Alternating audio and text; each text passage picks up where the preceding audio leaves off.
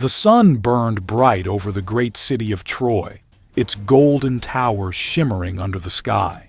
But behind the strong walls, tension gripped the air. The war had raged for 10 long years, and neither the Greeks nor the Trojans were willing to give up. On one side stood Hector, the brave prince of Troy, his sword stained with the blood of 1,000 warriors. On the other side was Achilles, the fiercest warrior Greece had ever seen, his rage boiling like an unstoppable storm. The gods watched from Mount Olympus, their own rivalries fueling the battle below. But deep within the Greek camp, a new plan was being whispered, one that would change the fate of Troy forever. It all began with a single woman, Helen, the queen of Sparta, whose beauty had launched 1,000 ships. She had been taken, or perhaps she had left willingly, to be with Paris, the Trojan prince. This act had ignited a war that no one could control. Kings and warriors from all over Greece had united under Agamemnon, driven by honor, greed, and the desire for glory. But despite their might, Troy stood strong. Every attack was repelled, every siege broken. The war had become a game of patience, where both sides waited for a single moment of weakness. And then, that moment arrived. The Greeks had grown tired. Their men longed for home, their leaders argued, and their supplies ran low. But Odysseus, the cleverest of them all, had a plan. One that required deception, not strength. He spoke of a gift, a massive wooden horse left behind as a tribute to Troy. The Trojans, exhausted and desperate to believe the war was over, pulled the horse inside their gates, unaware that inside, hidden in the darkness, Greek warriors lay in wait. That night, as Troy celebrated what they thought was their victory, the city unknowingly invited its own destruction. As the night deepened, the streets of Troy were filled with music and laughter. The people danced, drank, and rejoiced, believing the long war had finally ended. The massive wooden horse stood proudly in the city square, a symbol of their triumph over the Greeks. No one questioned why the enemy had left so suddenly. No one wondered why the Greeks had given them a gift instead of burning their camps. Even the wisest of Trojans, including King Priam, let their guard down. The war was over, or so they thought. Inside the horse, hidden in complete silence, Greek warriors gripped their swords, waiting for the perfect moment to strike. They could hear the celebrations outside, the sound of victory that would soon turn into horror. As the city slept, a lone figure made his way toward the wooden horse. Sinon, a Greek spy, had been left behind to ensure the plan worked. He had convinced the Trojans that the horse was a sacred offering to Athena, meant to bring them good fortune. Now, in the dead of night, he signaled toward the sea, where the Greek fleet had only pretended to sail away. The warriors inside the horse held their breath as Sinon unlocked the hidden hatch. One by one, they slipped out, their eyes gleaming in the moonlight. With calculated precision, they moved through the city, eliminating guards and opening the gates for the returning Greek army. The fate of Troy had been sealed, and no one inside the city had even the slightest idea of the nightmare about to unfold. Within moments, the Greek army stormed through the open gates like a flood, their swords cutting through the unsuspecting Trojans. Screams of terror replaced the joyous laughter that had filled the air just hours before. Fires erupted across the city as buildings crumbled under the chaos. Priam's palace, once a place of power and glory, became a battlefield. The Trojans fought back with everything they had, but they were outnumbered and caught off guard. Women and children ran for safety, but there was nowhere left to hide. Troy, The city that had stood tall for a decade was now drowning in its own downfall. The gods watched from the heavens, but none intervened. Troy's fate had already been decided. Amid the flames and screams, King Priam stood in his palace, his heart pounding as he watched his city crumble before his eyes. The great ruler of Troy, once feared and respected, now looked like a broken man. He clutched his sword, though he knew it was useless against the storm that had entered his home. As he turned to flee, the doors burst open, and in walked Neoptolemus, the ruthless son of Achilles. There was no mercy in his eyes, no hesitation in his strike. Priam fell before the altar of the gods, his lifeless body a final symbol of Troy's end. The Greek warriors rampaged through the royal halls, dragging out the women and children, claiming them as war prizes. The mighty city of Troy, which had stood strong for a decade, had finally fallen, not through battle, but through deception. Outside, the chaos only grew worse. Andromache, Hector's widow, held her son tightly, shielding him from the horror around them. But the Greeks had no pity. The boy, a prince of Troy, was seen as a future threat. Without hesitation, the soldiers grabbed him from his mother's arms and threw him from the city walls. His small body crashed onto the rocks below. A cruel end to Troy's royal bloodline. The gods watched in silence.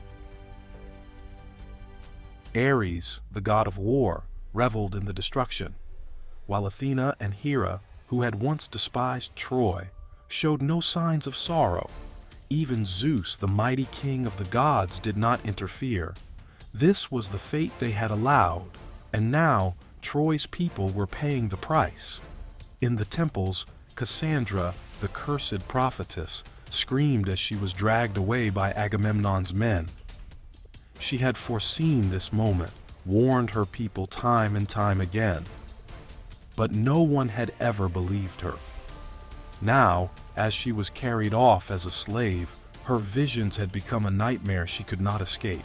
Elsewhere, Helen, the woman whose beauty had sparked the war, stood before her husband, Menelaus, the Greek king, sword in hand, prepared to kill her. But as he looked into her eyes, he hesitated. Even after all the destruction, her face still held power over him. Instead of death, Helen was spared and taken back to Greece, her fate uncertain, but her life secured. Troy burned behind them, the once great city reduced to ashes, its glory wiped away in a single night. As the sun rose over the smoldering ruins of Troy, the Greek warriors gathered their spoils, dividing the wealth and captives among themselves. The city, once filled with laughter and pride, now echoed only with the cries of the defeated. Odysseus stood among the wreckage, his mind already drifting to the long journey home. For him, this war had been a game of wit, a battle won not by strength, but by intelligence. Yet, deep inside, he knew that the gods were not done with him. Victory had come at a cost, and he could already feel the weight of divine punishment looming over him. The war was over, but the stories of its heroes were just beginning.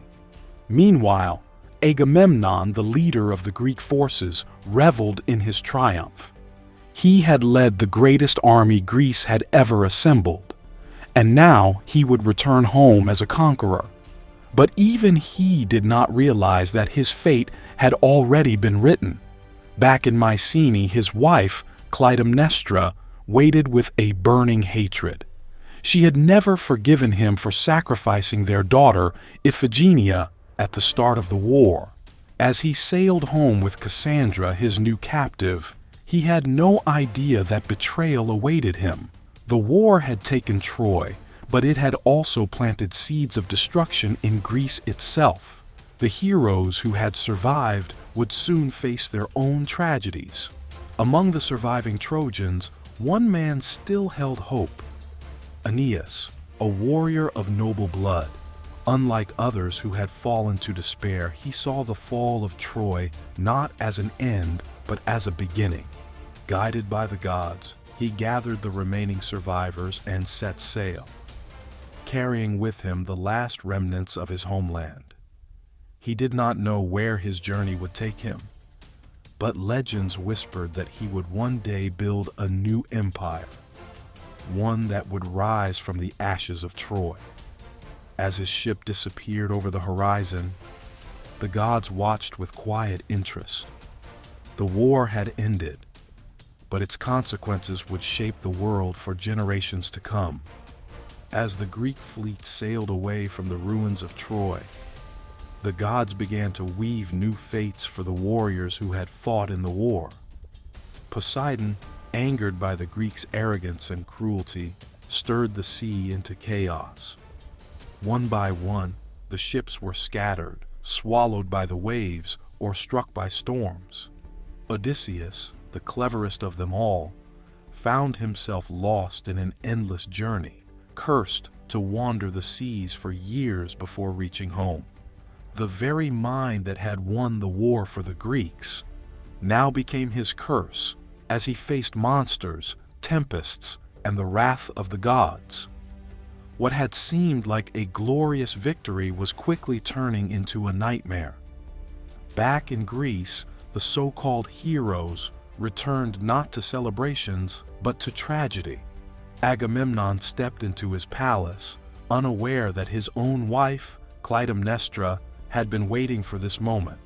As he sat down to feast, she struck him down with an axe, ending the life of the man who had once led 1,000 ships to war. His death sent shockwaves through Mycenae, igniting a cycle of revenge that would plague his family for generations. Menelaus, on the other hand, returned with Helen, the woman who had caused the war, but their homecoming was cold. Though Sparta welcomed their king, whispers followed Helen wherever she went. Was she a victim, or had she willingly gone with Paris? The people would never forget, and Helen's beauty, once her greatest gift, became a curse that never left her. But far from Greece, across the sea, Aeneas and his fellow Trojan survivors searched for a new land. Their journey was long and filled with hardship, yet the gods had a greater plan for them. Guided by fate, they arrived in Italy, where Aeneas's descendants would one day build a mighty empire, Rome. The fall of Troy had seemed like the end, but in reality, it was the beginning of something even greater. The war had destroyed one civilization, only to plant the seed for another. As history unfolded, people would look back at the Trojan War not just as a battle between men, but as a story of destiny, betrayal, and the gods' unrelenting control over human lives. As years passed, the echoes of the Trojan War did not fade. Instead, they became legends, passed down through songs, stories, and myths. Poets like Homer would later weave these tales into epic works, immortalizing the heroes and the tragic fall of Troy. But beyond the myths, the war left behind lessons of pride, deception, and the fragile nature of power. The Greeks had won, but their victory came with a curse. Many of the warriors who had once fought for glory met grim fates, proving that the gods did not favor mortals for long. The destruction of Troy was not just a military triumph, it was a warning. No city, no king, no hero was ever truly safe from destiny. Aeneas, carrying the last hope of Troy, faced his own struggles. His journey took him through storms, lost lands, and even the underworld, where he saw the spirits of the fallen warriors, Hector, Priam, Achilles. Each soul reminded him that his path was far from over. Guided by the will of the gods, he eventually reached Italy, where his descendants would shape the world in ways no one could have imagined. Rome, the empire that would one day rule vast lands, traced its origins back to the ashes of Troy. The war that had destroyed one great city had unknowingly laid the foundation for another. Fate had not abandoned the Trojans. It had simply given them a new purpose. And so, the Trojan War remained alive not just in memory, but in the destiny of civilizations. It was a tale of love and betrayal, bravery and tragedy, gods and mortals. The wooden horse, Achilles' rage, Hector's final stand, all of it became symbols of human ambition and the cost of war. As long as people told stories, the war would never be forgotten. It served as a reminder that sometimes what seems like victory can be a hidden defeat, and what seems like the end can be the beginning of something greater. Troy had fallen, but its spirit had survived, proving that legends never truly die. The Trojan War was not just a battle between two cities. It was a clash of destiny, pride, and the gods' will. Though Troy fell, its legacy endured, shaping the future of civilizations. History teaches us that power and glory are never permanent. Those who rise through strength can also fall through arrogance. But even in destruction, new beginnings can be found. The past shapes the future, and every story, no matter how tragic, carries a lesson for those who listen.